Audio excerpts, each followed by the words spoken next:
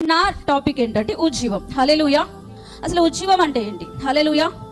అని చదువుతూ ఉన్నప్పుడు దేవుడు నాతో మాట్లాడిన కొన్ని విషయాలను నేను మీతో పంచుకోవాలని ఆశిస్తున్నాను. ఉజ్జీవం యాక్చువల్లీ ఇంగ్లీష్లో ఏముందంటే రివైవల్.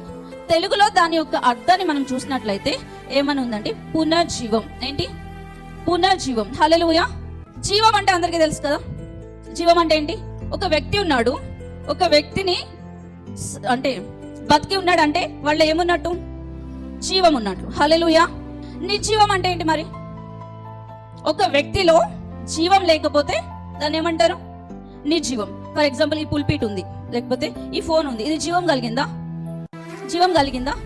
లేదు. నేనున్నా, నేను జీవం కలిగింది. ఒక వ్యక్తిలో జీవం ఉంటే మాట్లాడతాడు, యాక్షన్ చేస్తాడు, ఏదో ఒకటి వింటారు. జీవం కలిగినవి ఏదో ఒకటి చేస్తారు, మనకి కనిపిస్తుంది, ఫ్రూట్స్ ఇస్తాయి. ఇప్పుడు ఫర్ ఎగ్జాంపుల్ చెట్టు జీవం ఉందా లేదా?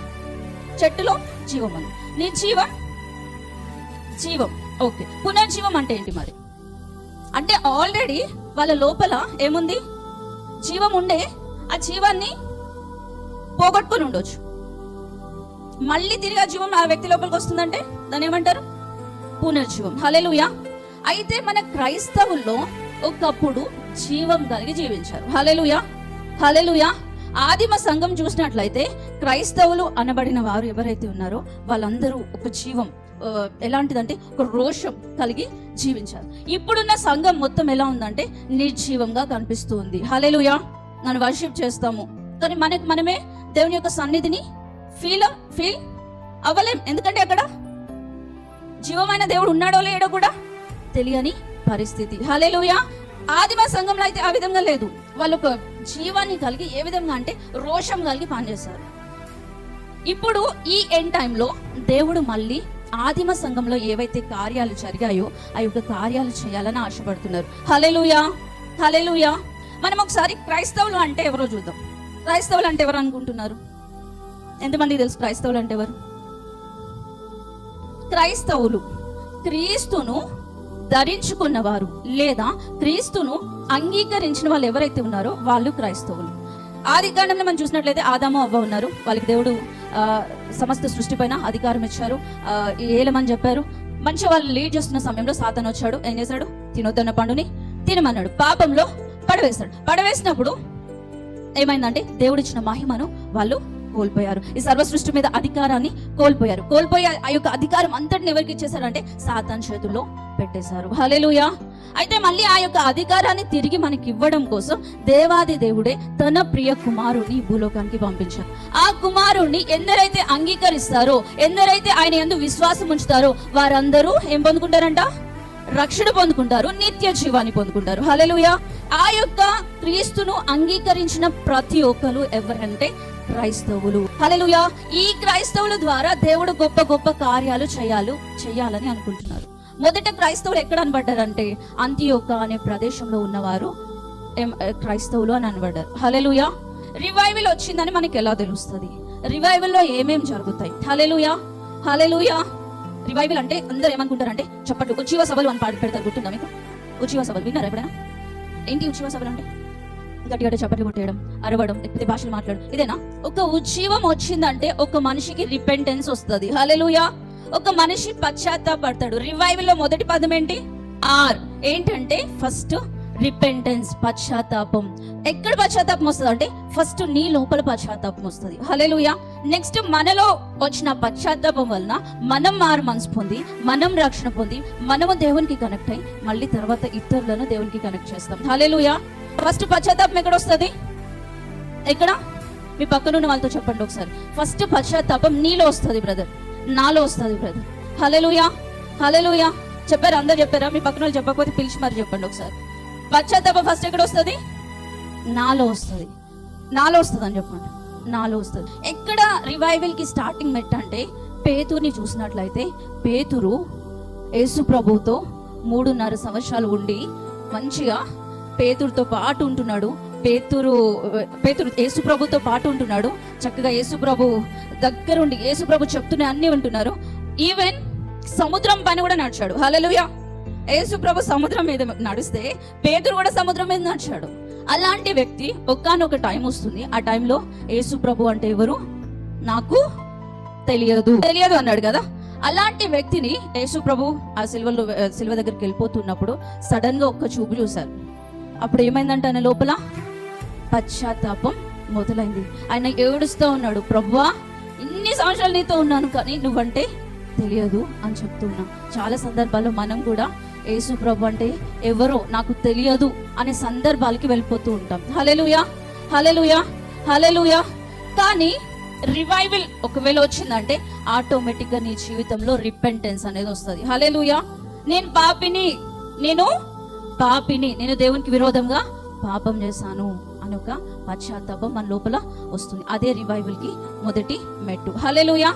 నెక్స్ట్ మనం అపోస్తుల కార్యములు చూసినట్లయితే ఒకసారి ఓపెన్ చేద్దాం అందరం. ఒకసారి అపోస్తుల కార్యములు 2వ అధ్యాయం. రివైవల్లో మొదటిగా రావాల్సింది ఏంటంటే రిపెంటెన్స్.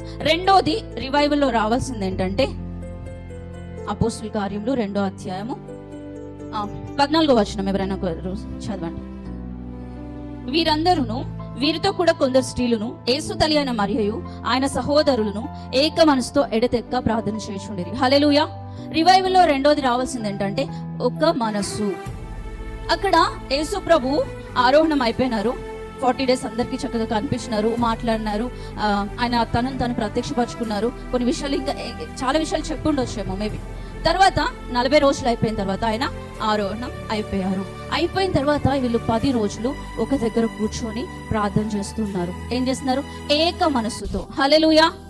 ఒకవేళ ఆ రివైవల్లో నేను ఉండాలి, ఈ సంఘంలో వచ్చిన ఆ ఉద్యోగంలో నేను ఉండాలంటే సంఘంతో కలిసిన మనసు మనకి రావాలి. హల్లెలూయా. మూడోది ఏంటంటే వీళ్ళందరూ కలిసి ప్రార్థన చేస్తున్నారు. హల్లెలూయా. ఏం చేస్తున్నారు? ప్రార్థన చేస్తున్నారు. ఒకవేళ నువ్వు రివైవల్లో ఉండాలంటే ఉజ్జీవం నీ జీవితంలో, అదే విధంగా ఇతరుల జీవితంలో ఉజ్జీవాన్ని నువ్వు చూడాలంటే ఖచ్చితంగా ఏం చేయాలి? ప్రార్థన చేసే గుంపులో మనము ఉండాలి. నెక్స్ట్ 4వది ఏంటంటే వాళ్ళు శక్తి పొందుకున్నారు. అపోస్తుల కార్యములు 1:8. ఆ శక్తి పొందుకునే ముందు ఒకసారి చదవండి, అందరు చదవండి. ఆయనను పరిశుద్ధాత్మ మీ మీదికి వచ్చినప్పుడు మీరు శక్తిని పొందుదురు, కనుక మీరు యెరూషలేములోను యూదయ సమరయ దేశములంతటను భూదిగంతముల వరకును నాకు సాక్షులయ్యారు. వాళ్ళు ఏం పొందుకున్నారంటే శక్తి పొందుకున్నారు. హల్లెలూయా. ఎనర్జెటిక్ అయ్యారు. వాళ్ళు ఎప్పుడయ్యారు? వాళ్ళు ఆ గదిలో వెయిట్ చేస్తా ఉన్నారు. ఆ మేడ గదిలో వాళ్ళందరూ కలిసి ఒక్క మనసుతో ప్రార్థన చేస్తూ దేవుని కొరకు ఏం చేస్తున్నారంట? వెయిట్ చేస్తా ఉన్నారు, వేచి చూస్తున్నారు. ప్రభువా నీ శక్తి కావాలి, నీ శక్తితో నింపు, నీ ఆత్మతో నింపు అని ఏం చేస్తున్నారంట? ప్రార్థన చేస్తున్నారు, వేచి చూస్తున్నారు. మన జీవితంలో వేచి చూసే అనుభవం చాలా తక్కువగా ఉంటుంది. హల్లెలూయా, హల్లెలూయా.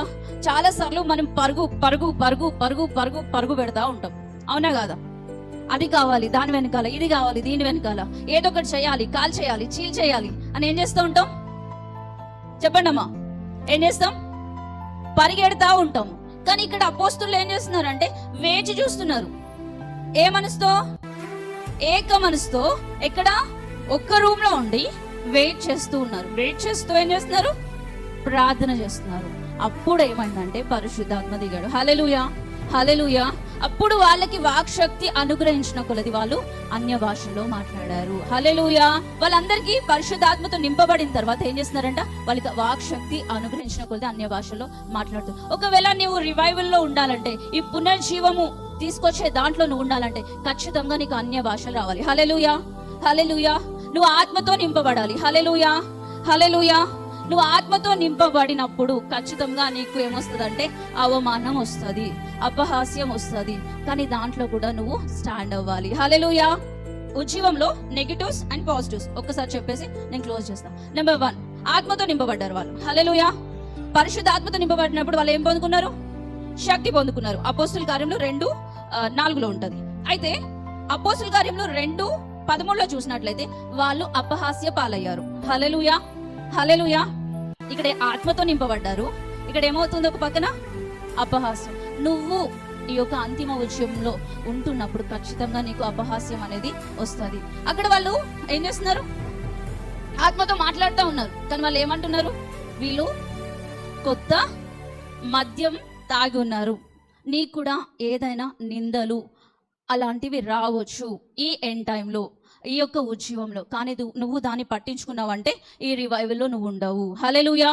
మనం ఆ రివైవల్లో ఉండాలంటే ఎన్ని అపహాస్యాలు వచ్చినా, నీ ఇంట్లో వాళ్ళే నిన్ను అంటుండొచ్చాము, నీ పక్కనున్న వాళ్ళు, హల్లెలూయా, నీ పక్కనున్న వాళ్ళు నిన్ను అంటుండొచ్చేమో, నీ ఇరుగుపొరు వాళ్ళు అంటుండొచ్చేమో, నీ సంఘంలో వాళ్ళే నిన్ను అంటుండొచ్చానేమో, కానీ ఏమీ పట్టించుకోదు. హల్లెలూయా. నువ్వు ఖచ్చితంగా ఆత్మతో నింపబడినప్పుడు అపహాస్యం అనేది ఎదురవుతుంది, కానీ నువ్వు దాన్ని తట్టుకొని ముందుకు నిలబడాలి. నెక్స్ట్ అపోస్తుల కార్యములు 2:43. అప్పుడు ప్రతి వానికి భయము కలిగెను, మరియు అనేక మహత్కార్యములను సూచక్రియలను అపోస్తుల ద్వారా జరిగాను. ఓకే, సూచక్రియలు మహత్కార్యాలు జరిగాయి. ఈ యొక్క చివరి దినాల్లో సూచక్రియలు మహత్కార్యాలు విరివిగా జరుగుతాయి. హల్లెలూయా, హల్లెలూయా. ఒక వ్యక్తికి కన్ను వచ్చిందంటే కన్ను రావడం అంతే కదా. ఒక వ్యక్తికి కాలు లేనోడికి కాలు వచ్చింది, కాలు వచ్చేసింది అంతే కదా. అలాంటి కార్యాలు జరుగుతాయి. హల్లెలూయా. మనము ఇన్ని రోజులు విన్నాము, చూడలేదు. చాలా కార్యాలు అంటే కడుపు నొప్పి తగ్గడం చూసాము, తలనొప్పి తగ్గడం చూసాము, లేకపోతే కిడ్నీ స్టోన్స్ పడిపోవడం చూసాము. మొన్న రీసెంట్గా ఒక బ్రదర్ సాక్ష్యం చెప్తా ఉన్నారు, ఎవరికో ప్రే చేస్తానంట 21 ml ఉన్న కిడ్నీ స్టోన్ అంట 7 mmకి వచ్చిందంట. 21 mm ఉన్నది 7 mmకి వచ్చిందంట. హల్లెలూయా. అట్లాంటి కార్యాలు మనం చూసాము. హల్లెలూయా, హల్లెలూయా. ఇమీడియట్గా చెస్ట్ పెయిన్ వస్తుంటే తగ్గిపోవడము, లేకపోతే బ్యాక్ పెయిన్, లేకపోతే కడుపు, ఏవో చిన్న చిన్న అన్నీ చూసాం, కానీ పెద్ద పెద్ద మిరాకిల్స్ చూడలేదు. హల్లెలూయా. కానీ అలాంటి కార్యాలు కూడా ఈ యొక్క ఉద్యమంలో మనం చూస్తాం. ఆమేన్, ఆమేన్, హల్లెలూయా. సూచక్రియలు మహత్కార్యాలు ఒక పక్కన జరుగుతున్నాయి. 4:3 చదవము ఒకసారి. 4:2 చదవండి. వారు ప్రజలకు బోధించుటకు యేసును బట్టి మృతుల్లో నుండి 3:3 చదవమా. వారిని బలత్కారంగా పట్టుకొని. హల్లెలూయా. భజేందర్ సింగ్ అని ఎవరైనా విన్నారా? ఎంతమంది విన్నారా? మొన్న ఏమైందంటే ఆయనని ఏం చేసినారు? బలత్కారంగా పట్టుకున్నారు. ఆయన ఏం చేస్తాడంటే లైవ్ మిరాకిల్స్ చేస్తాడు. అవునా బ్రదర్?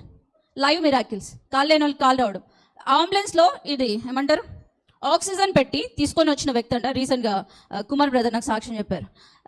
ఆక్సిజన్ పెట్టి తీసుకొని వచ్చిన వ్యక్తి అంట రిటర్న్ వెళ్ళేటప్పుడు ఆక్సిజన్ తీసేస్తారంట వితిన్ మినిట్స్లో. హల్లెలూయా, హల్లెలూయా.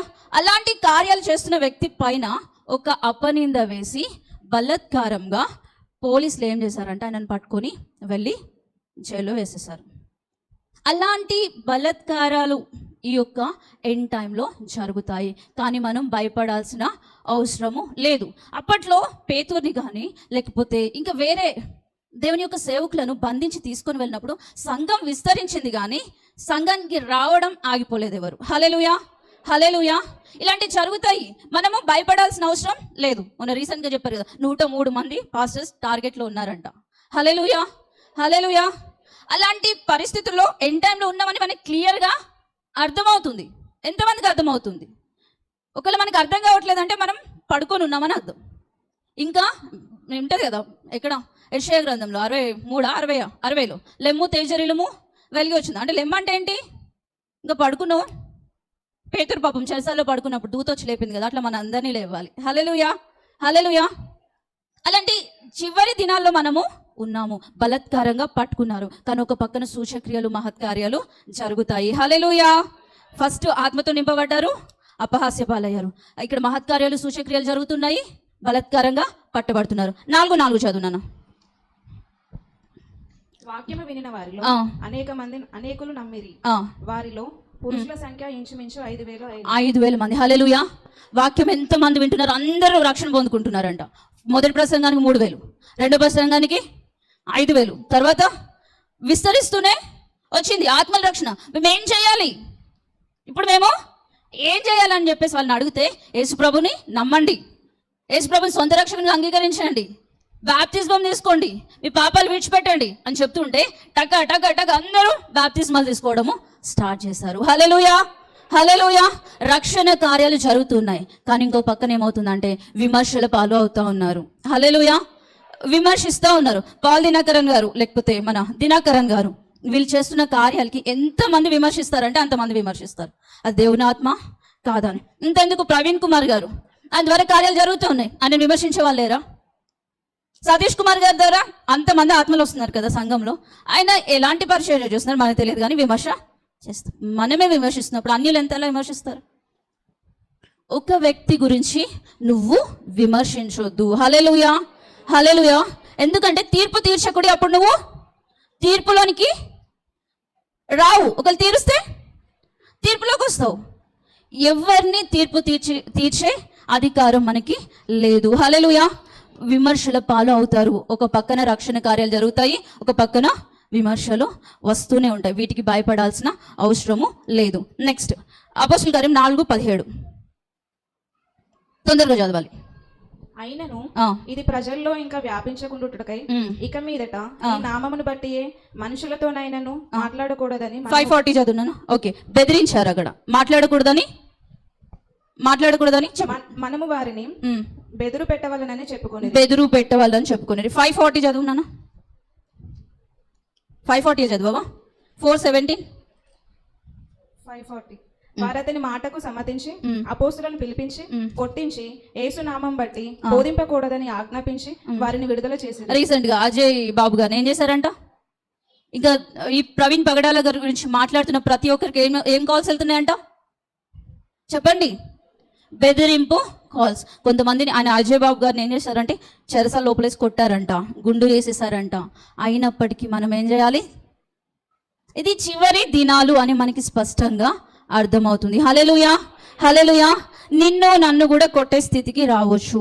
నువ్వు చర్చ్కి వెళ్ళొద్దు, లేకపోతే నీ యొక్క ఏరియాలో నువ్వు చాలా మందిని రక్షిస్తున్నావని మీకు కూడా బెదిరింపు కాల్స్ రావచ్చు. కానీ మీరు ఆగిపోతారా? సాగిపోతారా? హల్లెలూయా. విద్య లేని పామర్లు అయినప్పటికీ వాళ్ళు ఏం చేస్తున్నారంటే ఇంకా ధైర్యంతో ప్రకటిస్తూ వస్తున్నారంట, దేవుని గురించి బోధిస్తూ వస్తున్నారంట. ఇటు విమర్శలు పాలవుతున్నారు, ఇటు బెదిరింపులు వస్తున్నాయి, ఇటువైపు అవమానాలు పాలవుతున్నారు. మనకి చిన్న పని చెప్పినారు అనుకోండి, ఎవరైనా ఏమన్నా అన్నారు అనుకోండి, ఏం చేస్తాం? అబ్బా సిస్టర్ వాళ్ళకి ఇట్లా అన్నారు సిస్టర్, నేను ఏమంటాం? ఇక్కడ కూడా ఉందండి, ఇక్కడ ఇంకా 6:1 చదువున్నాను ఒకసారి. అందరు 6:1 చదవండి. 6:1 ఆ దినములలో శిష్యుల సంఖ్య విస్తరించినప్పుడు అనుదిన పరిచర్యలో తమలోని విధవరాళ్లను చిన్న చూపు చూచిరని హెబ్రీల మీద గ్రీకు భాష మాట్లాడు యూదులు సనగసాగిరి. అక్కడ చిన్న చూపు చూసారా? చూడలేదా? ఏం తెలియదు మనకి అక్కడ. కానీ ఏం చేస్తున్నారు?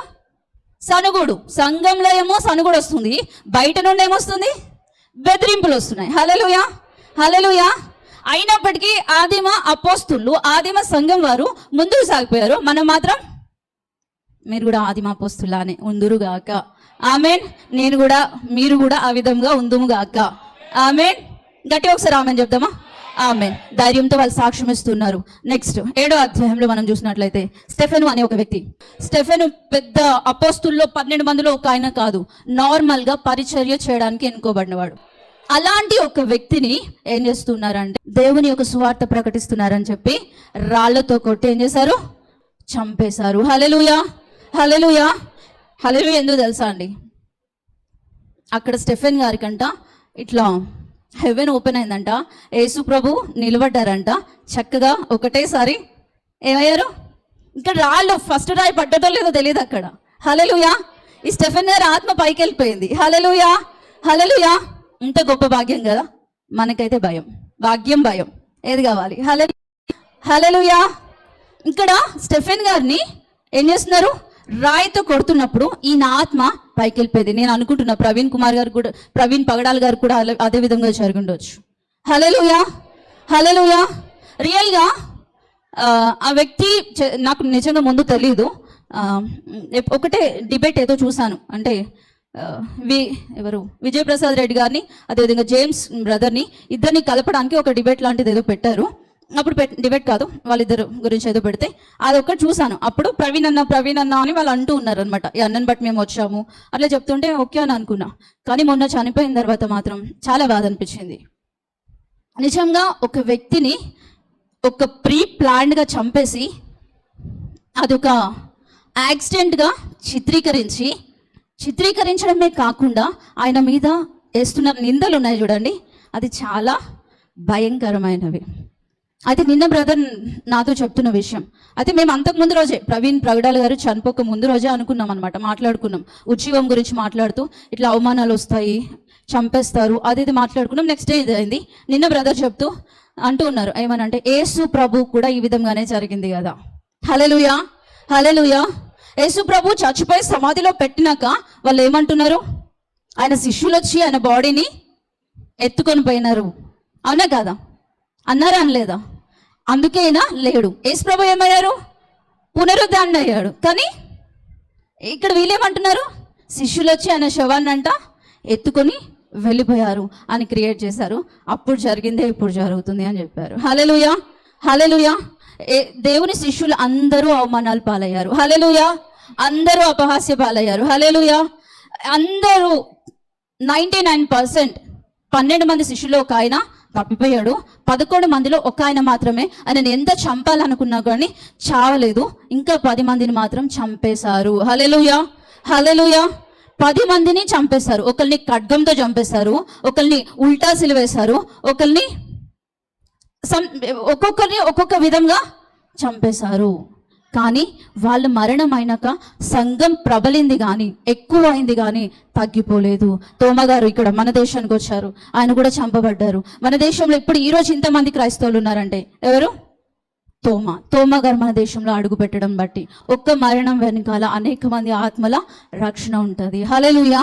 ఈ సమయంలో సంఘము చేతులు ముడుచుకొని కూర్చోకుండా భారంతో ప్రార్థన చేయాలి. ఆదిమ సంఘం అంతా కలిసి వన్నెస్తో ఏ విధంగా అయితే ప్రార్థన చేస్తారో మనం కూడా ఆ విధంగా ప్రార్థన చేసినట్లయితే గొప్ప గొప్ప కార్యాలను మనం చూస్తాం. Amen, amen. వాళ్ళకంట హత్య చేయడం వాళ్ళ ప్రాణాధారంగా అనుకున్నారంట. ఇక్కడ కూడా మనం ఇప్పుడు చూస్తున్న సందర్భాల్లో ఒక వర్స్ ఉంటుంది, వాళ్ళ దేవునికి సేవ చేస్తున్నామని అనుకుంటారంట. ఒక మనిషిని చంపేసి దేవునికి సేవ చేస్తున్నామని అనుకుంటారంట. ఇప్పుడు అదే పరిస్థితి అవుతుంది.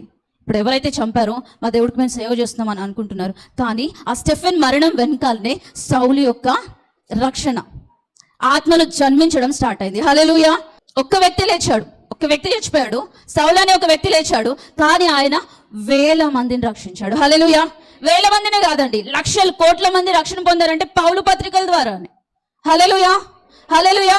ఆ సౌలు పౌలుగా మార్చబడిన ఆ యొక్క పత్రికల ద్వారా ఎంతమంది అంటే కోట్ల మంది రక్షణ పొందారు. ఒక వ్యక్తి చచ్చిపోయి ఉండొచ్చు, బట్ ఈ రోజు సౌలు ప్లేస్ లో నువ్వు నేను లేవాలని చూస్తున్నాడు దేవుడు. హల్లెలూయా, హల్లెలూయా. అంతిమ ఉజ్జీవం మన ద్వారా దేవుడు రగిలించాలి అనుకుంటున్నారు. హల్లెలూయా.